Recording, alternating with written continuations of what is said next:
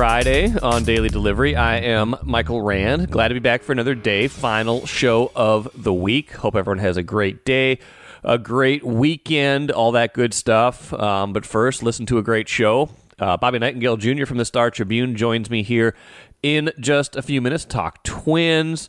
We'll get into a little bit of the TV stuff and other Rob Manfred comments from the All-Star game, a little bit of the game itself, but mostly talking Twins as they prepare for the post-break part of their schedule. Another, 68 games left in the season. They've already played 94, 96, so they have like 66 games left, something like that. So we'll get into that, where they stand, what they might do at the trade deadline here, less than 2 weeks away. Kind of anything they would need, a lot of teams are going to be looking for, but maybe there are some reinforcements, some opportunities for them to get better. So Bobby and I'll get into all of that here in just a minute. I've got a listener letter at the end of the show that I want to get to that speaks to the frustration of fans, Twins fans, as this TV situation continues ongoing. First, though, what I miss, I'm just going to run down a few little things, little medium-sized stories from the last 24 hours to kind of get us to the weekend. The Loons, Minnesota United. We'll start there again. Looks like they've maybe find some help. They need help. They've had some roster deficits this season. They've been definitely porous on defense, especially lately. 2 late goals surrendered to DC United the other day in that 3-2 loss that extended their winless streak to 9 games, tumbled down the standings after a really good start to the year. Still on the fringes of playoff contention, but the worst record in the league over the last month and a half. You got to fix that. So sounds like, according to reporting, Star Tribune, John Marthaler, they are in the final stages of adding Colombian center back Jefferson Diaz to the roster. And that will help. I mean, we don't know how good he will fit in here, but he's played 50 games over the last 2 years for a club in Colombia, a successful club in Colombia. So assuming he can come in here, get approved by MLS, he will be a factor here. So they're starting to sort out kind of this transfer window. John writing about how there's going to be more flexibility now in building the roster and how they have, close to a month in this transfer window to add some reinforcements and kind of thinking about different ways that they might add to the existing club. So in addition to getting a lot of their players back from international play, getting some players back from injury, they are now in the process of maybe adding even more in this transfer window. So maybe some hope yet for the Loons as they try to sort through the wreckage of these last, 6 to 8 weeks where the season has gone off the rails, kind of the season catching up to them and their lack of depth catching up to them. Small injury notes will dominate the rest of the first part of the show here. Dawson Garcia from the Gophers men's basketball team has a foot injury that he sustained in practice. Marcus Fuller reporting that. Not going to keep him out, for the season, it sounds like. The Gophers are saying he will resume basketball activities in September. That's still plenty of time before the season starts. But a good reminder that just like any team, the Gophers are certainly dependent on health. That's a theme kind of throughout sports, especially in this market, as Bobby and I will talk about in a little bit with the Twins. A lot of little nagging injuries there, and that's going to be a big story for the second part of their season. The post-break part of their season is, are those guys going to get healthy? Gophers certainly need Dawson Garcia if they're going to have any chance this season to kind of sustain the momentum they started last year. Now, we're not calling last year an overwhelming success, but they took a big step forward, right? They went from being a Big Ten kind of basement team to a team that was kind of on the fringes of NCAA tournament talk, went to the NIT, got some playoff experience, some postseason experience, but then lost some players unexpectedly from that team. Farrell Payne, Elijah Hawkins being the 2 biggest ones, the 2 most significant ones. So they need Dawson Garcia. So you don't want a foot injury, and he's had some foot and ankle problems in the past. You don't want these to linger because, obviously you need him, and obviously with a big man like that, problems lower down in the body can linger. So hopefully, for their sake, he is on the timetable they say he is, and he'll be back before any game time is missed. Speaking of a foot injury, promising Timberwolves rookie Terrence Shannon Jr. left the Summer League victory last night with a foot, I think it was a toe injury, a left toe injury they are saying. Wolves won again. Leonard Miller, another big game, another 20-10 game. He seems to be racking those up in Summer League play after racking them up in the G League. I wrote about yesterday kind of some of those Summer League players who could be contributors this year, could be contributors in the future. Terrence Shannon Jr. definitely one of those guys that, based on what we've seen so far, based on what Chris Hines saw and talked about on yesterday's show, could be ready to contribute right away, and even more so down the road. 23, almost 24-year-old rookie who's got a lot of experience. He's like a full year older than Anthony Edwards right now. So think about that. Hopefully this isn't serious for his sake and the Wolves, because I do think he is a candidate to be a rotation player this year. So that bears watching. The Dawson Garcia news bears watching, as does the impact on the Loons in this transfer window. Royal Credit Union's Smart Checking accounts offer no monthly fees and no minimum balance. Enjoy financial freedom when you open your Royal Credit Union Smart Checking account online at rcu.org/go-checking. Insured by NCUA. Let's talk Twins and Major League Baseball today with Bobby Nightengale Jr. from the Star Tribune. Just got back from Texas, where it's pretty much hot everywhere right now. Everybody I talked to, we were talking about that before we started recording. Everyone was like, oh, just got back from a place that was brutally hot. And like here in the Twin Cities, it's like 75 and sunny. It's perfect. So are you glad to be back, Bobby? Very much so. It's just glad to be in a place where if you go outside, you're not sweating immediately. So yes. Fortunately, Texas has a roof on their ballpark and air conditioning inside, so it wasn't miserable inside. But as soon as you walked out, even at like 11 o'clock at night, it was like, okay, it's still hot. It's an oppressive heat. You're right, though. They were able to at least play inside. You had Willie Castro. It was kind of fun, making his first All-Star game appearance, something he won't forget. Carlos Correa not able to play in the game because he's dealing with some injuries. We'll get to that in a minute. Big picture takeaways from being at the game, and I'll certainly ask you a little bit more about Rob Manfred's comments as well. Yeah, I mean, just the players themselves. I mean, it's cool. Carlos Correa didn't get to play, but he brought his kids for the first time, and he was excited. He got to introduce them to Aaron Judge. It's his 2-year-old's favorite player, and Aaron Judge took a picture with him and said his son was starstruck, had a kind of like a memorized speech saying, my name's Kylo Correa. Very nice to meet you, which for a 2-year-old, I mean, it's a long sentence. And said he got gun shy immediately right as soon as he saw him and, sure. Went into fan mode. Aaron Judge. So yeah. Cool for him, to have the dad moment. And then Willie Castro, you could tell how much he appreciated first time being an all-star and kind of what it meant to him. I mean, it was funny. It was like he had a duffel bag, all players do to bring back after the game where they put their bats and all their stuff. But he had so much extra stuff in there, like anything that had his name and all-star on it was inside his bag just because, you never know if you're going to get back, especially for a guy like that. But you could tell how much it meant to him, just how much he appreciated the opportunity to represent the Twins at the all-star level. And for a guy who, 2 years ago, he was a minor league free agent and couldn't even get a guaranteed major league deal. And now being an all-star, you could tell how much it meant to him. Well, last time we talked, I think you were kind of, that's not lobbying for it, but you were saying, hey, a guy who from the Twins could deserve it was him. And you weren't wrong. It just seemed like, where would he fit into the roster? He's played like more than 10 games at 5 different positions. It's hard to find a spot like that for a player like that at the All-Star game, but that's pretty cool that they were able to recognize him in that way and get him onto the team, because he's honestly, like, where would they be without him? Yeah, I mean, Rocco Baldelli always talks about it, and I don't think it's just lip service. I mean, every move they do is kind of with him in the back of their minds. I mean, they can make so many late game substitutions and just say, well, Willie Castro can move around. You can put him at short. You can put him at center. And, just playing those 2 positions alone, not many guys can do that, let alone everywhere else at a decent level.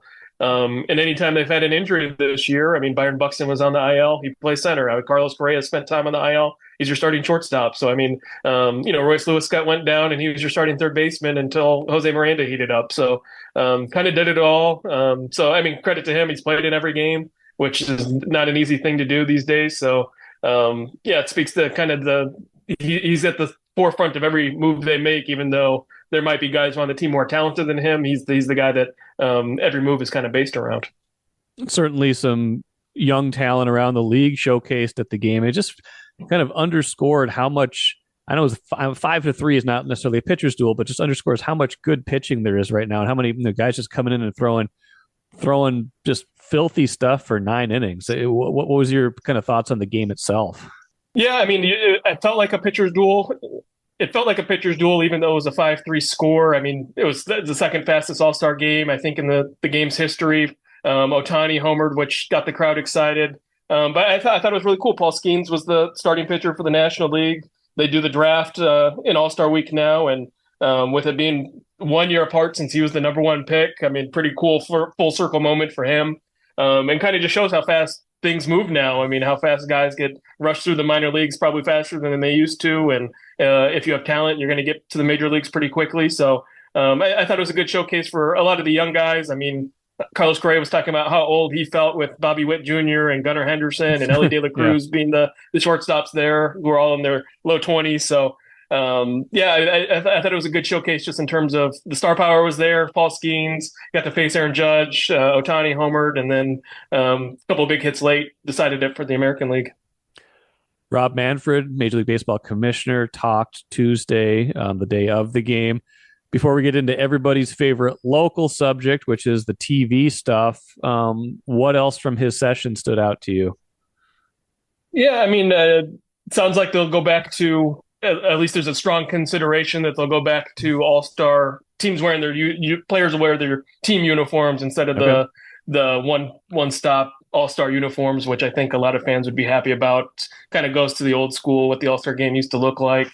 Automatic strike zone, that's not going to come before 2026. There's a chance it's used for spring training next year, just to give major leaguers, the guys who haven't come up through AAA, because it is used in AAA, a chance to work with it. It'll be a challenge system when it does come up.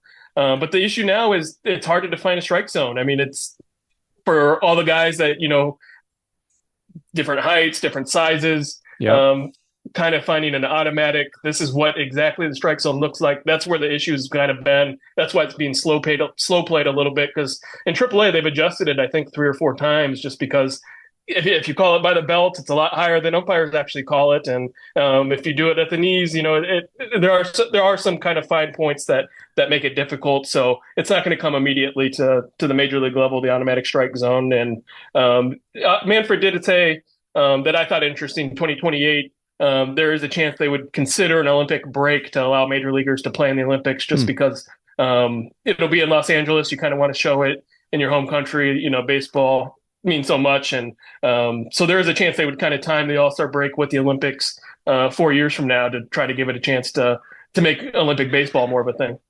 Now, I don't know I probably should know this based on what is happening at, where they're experimenting at a AAA, but do you know when you go to the automatic strike zone versus what the umpires typically call, is there a higher percentage of strikes, balls, things like that they're kind of weighing as part of this? Because if you get too much of one or too much of the other compared to what you're used to, at least even if it is correct and fair, you could really influence how the game is played, how long the games last, things like that.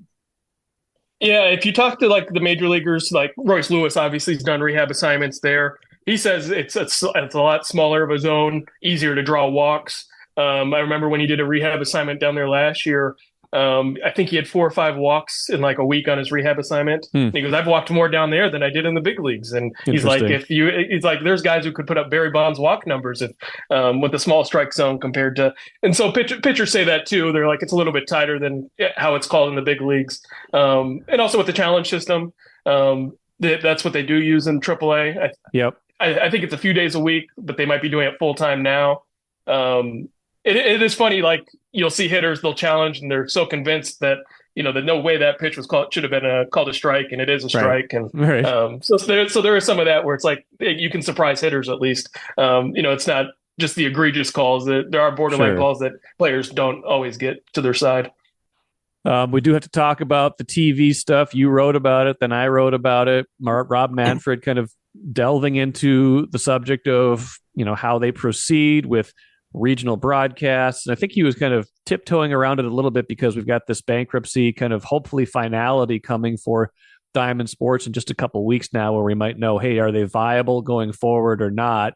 But his, at least reading a lot of what you wrote and what other writers were writing about it, it struck me as him to maybe taking on a little bit of a different tone, and like maybe understanding they had to be a little bit more patient with some of what they might want to do in terms of how long this is going to take to get teams onto the MLB side if that's what they want. And then also presenting this idea of, hey, go ahead and stick with the RSNs if you want. If you think that's a better deal, go ahead and do that. That struck me as different than where they've been, but I'm interested to hear what you think about it. Yeah, I mean, I think where his kind of tone maybe shifted is just he talked about he went to Sun Valley, Idaho. There was a big conference with all the tech giants that were there, all the media companies, all the streamers.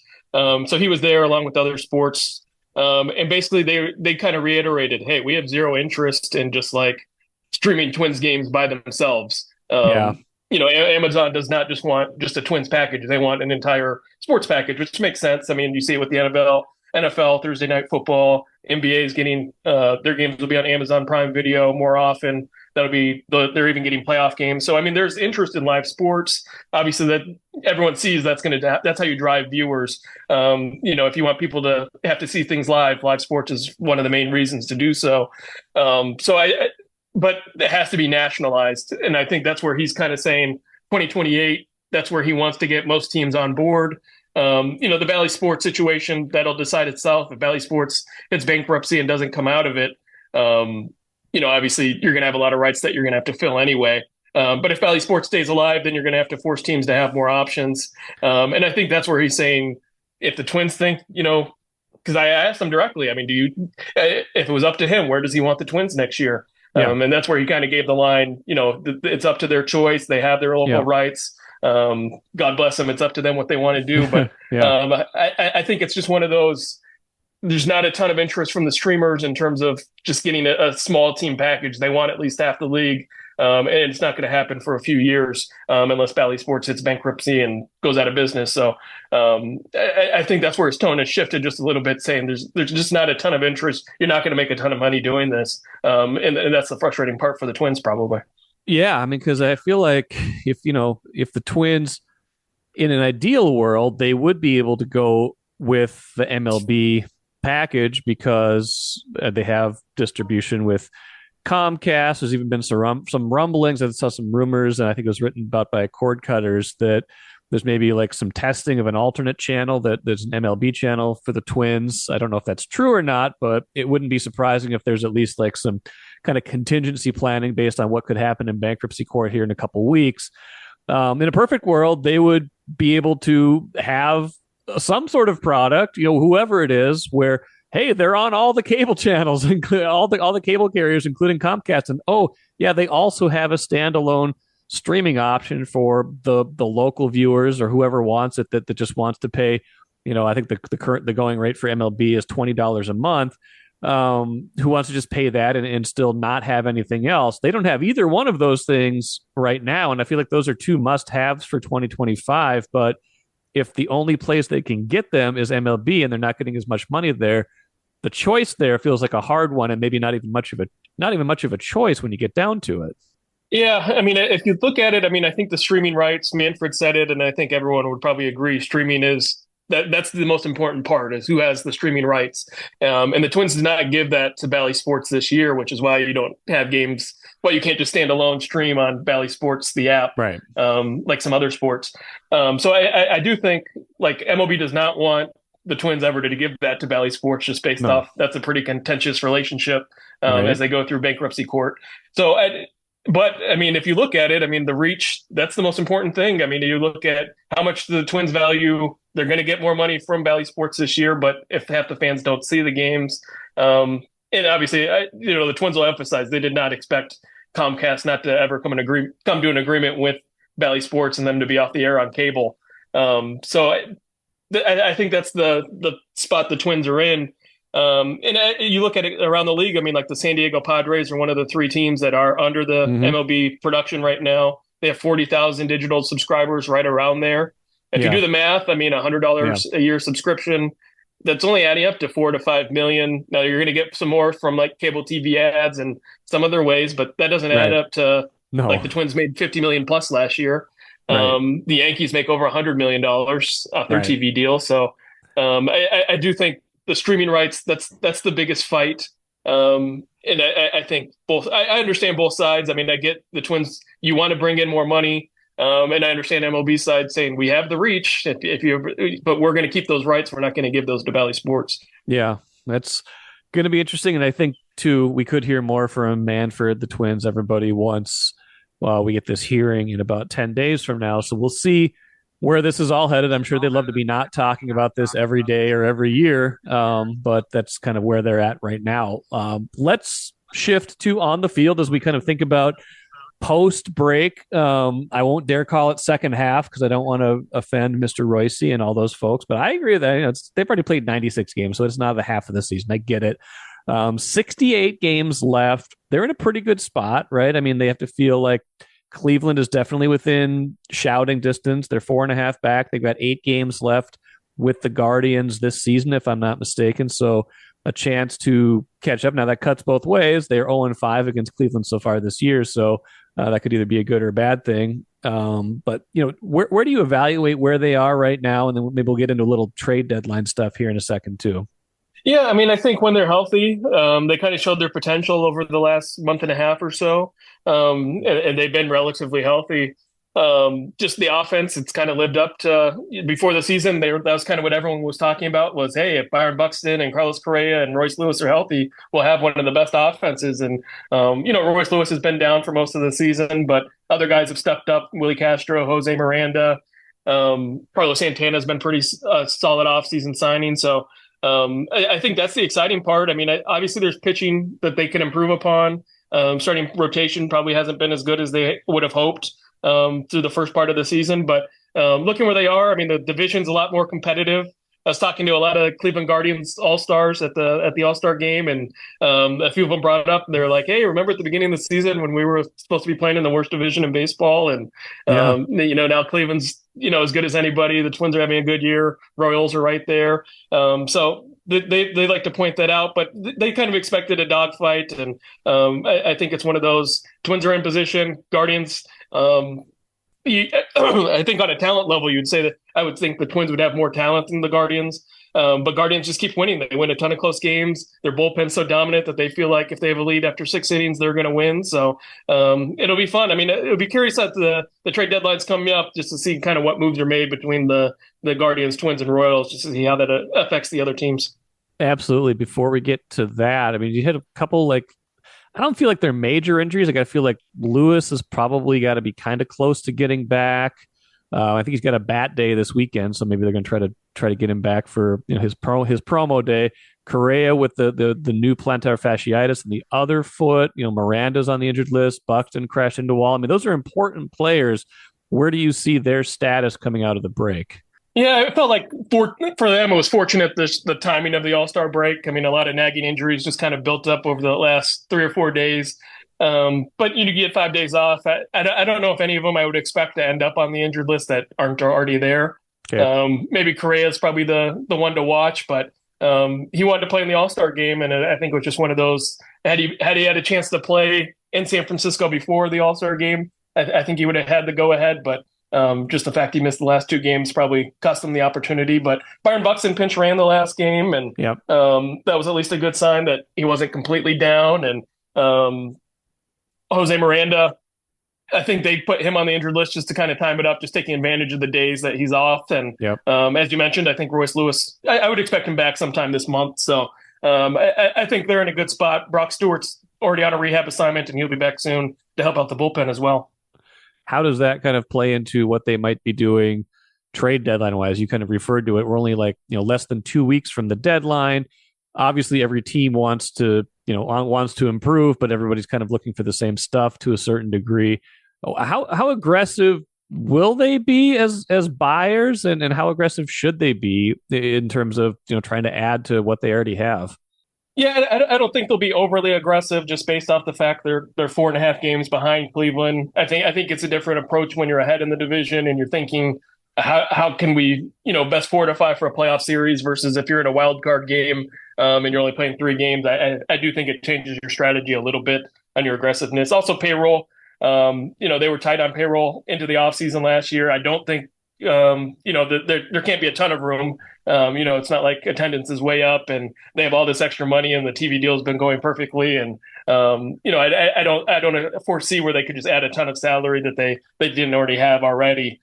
And two, I mean, I just don't know, like position player wise, I feel like they have depth at most spots. Maybe you could nitpick and say like a left-handed hitting outfielder. But Matt Wallner and Trevor Larnach have been there. And is there a huge bat upgrade out there? I don't know. And then when you look at the starting pitching market, I mean, I do think the Twins have depth pitching wise. Perfect world, you'd add a frontline starter, but I don't think there are a ton of guys out there. I remember last time I was on, we talked about Garrett Crochet from the White Sox, who's already thrown more innings this year than he's ever thrown in his career. So chance he ends up as a reliever for the rest of the year just to make sure he makes it through the season and into the playoffs. Outside of him, I mean, there's not a ton of difference maker starting pitchers out there on the teams that are, definite sellers, teams that have struggled this year. And so I think that's the tough part for the Twins is, if you had a number 4, number 5 starter, does that really make a difference in terms of your playoff push? Is that a huge upgrade over Chris Paddock or, even the guys in the minor leagues, David Festa? They just promoted one of their top prospects, Zebby Matthews, to AAA. So I don't know, depth-wise, I think they're in a decent spot there. You always say that there's always risk in saying you have enough pitching depth, but I do think they're okay depth-wise. It's just frontline-wise, and those are the harder deals to pull off. Yeah, I mean, the best trade they could make probably is trading 2024 Pablo Lopez for 2023 Pablo Lopez. I mean, if you look at their team ERA, if he was having the kind of year he was having last year, their starter ERA goes from like 25th to 12th.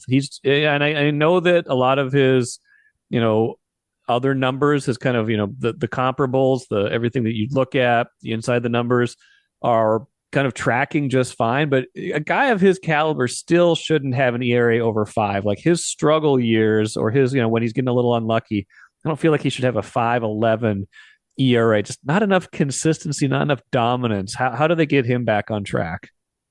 Yeah, that's the big question. I mean, he's called it the most, difficult season of his career. And it's weird. Like when you watch him, it's like, okay, he'll pitch, say he has a 6-inning start. It's like 4 of those 6 innings are usually fine. And then the 2 other innings, he's walking guys and leaving like a pitch over the plate, and then he gets crushed for a homer. I feel like he's paid the price for every mistake he's made. That's the weird thing. I mean, I know there's a lot of things he's working on behind the scenes just in terms of trying to become more consistent. But I like you mentioned, I mean, trying to trade for like a guy like that, I don't know if there's a guy out there that could be as dominant as Pablo Lopez when he's at his best. I mean, you saw it last year in the postseason, what he did for them, shutting down Houston in Houston. If he can get back on track, I mean, him, Joe Ryan, Bailey Ober, that's not a bad top 3. Can you find someone on the trade market that would jump those guys if Pablo Lopez could recover? I think that's probably what's on the mind of the front office in this last 2 weeks is, can we add a guy into that group? No, Pablo Lopez doesn't recover. That's another question.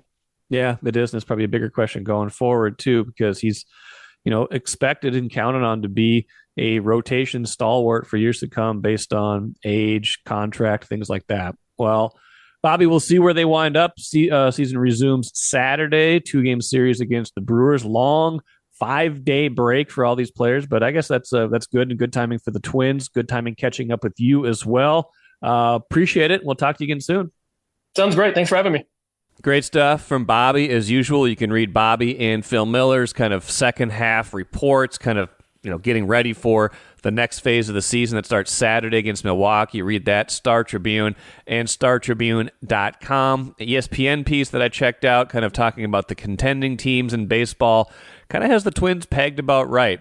Kind of in the mix, a true contender, but health will be the story for the Twins in the second half of the season.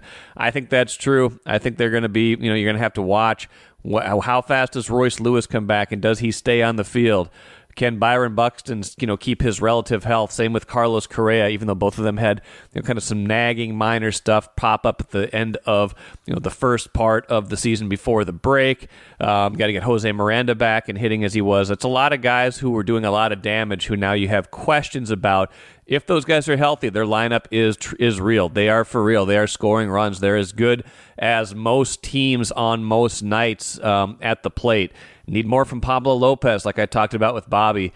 Can they add anything else? Maybe a bullpen arm, something else that's going to help them down the stretch, maybe track down Cleveland or at least solidify a wild card spot. Let's finish with the cooler. Got a letter, email from a listener who just kind of the common theme, mad about the Twins Comcast TV situation, but he is madder than most. He says, I used to be a big baseball fan and love baseball. I am so sick of these rich, greedy bleeps that are stopping fans from watching baseball. It's nothing but pure greed, and they could care less about the fans. Most fans work hard all day and look forward to watching a game at night, but right now they can't. So I say this to the Twins, you can take a flying bleep at a rolling donut. It's time that they learn that the fans are the ones that are making the owners all these millions of dollars. I think I've gotten a lot of emails. That one's probably more on the aggressive side, but I think that expresses a lot of the sentiment. People just want to watch the games, and they are caught between a lot of entities with a lot of money at stake, and they are the ones suffering. So I just wanted to illustrate that once again. I know we've done it before. I know I've read letters like that before, but that is where we're at, where we're almost 2.5, 3 months into Comcast not showing the Twins games. You can tell me all you want that there's other options. A lot of people have had Comcast for a long time. They're not changing. They don't understand why you can't get a Twins game on the thing they've had forever, and I don't blame them. That'll do it for me today. That'll do it for me for the week. Royce should be with me on Monday for a fun, full show. Plenty of other good stuff next week. Until then, enjoy your weekend. Back at it again on Monday.